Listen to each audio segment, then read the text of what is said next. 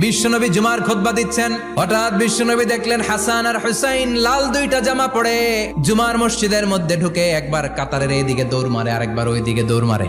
বিশ্বনবী খুতবা থামিয়ে দিলেন, মিম্বার থেকে নেমে হাসান হুসাইনকে দুই হাতে টানতে টানতে মিম্বারের উপরে নিয়ে আসলেন যাতে মুসল্লিদের ডিস্টার্ব না হয়ে যায়। হাসানকে ডান হাতে ধরে হুসাইনকে বা হাতে ধরে বাকি খুতবাটা বিশ্বনবী তখন শেষ করলেন।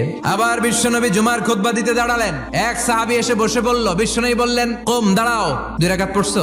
সাহাবী কয় না, পড়ি নাই। বিশ্বনবী বললেন, 2 রাকাত পড়ো। খুতবার নিরবিচ্ছিন্নতাকে ভঙ্গ করে বিশ্বনবী তাকে দাঁড়াতে বললেন, 2 রাকাত নামাজ পড়তে বললেন। তার মানে খতিব সাহেব মন গড়া শুধু খুতবা দিয়ে যায় না, ডানে বায়ে কোথায় কি হচ্ছে সবকিছু নজরে রেখে, কন্ট্রোলে রেখে সামাজিক সব সমস্যার কথাগুলো তুলে ধরে অসামাজিক কার্যকলাপের বিরুদ্ধে হুঙ্কার দিয়ে জুমার প্ল্যাটফর্মটাকে শক্তিশালী করাই হচ্ছে একজনের খতিবের দায়িত্ব। চিল্লায় এখন ঠিক কিনা?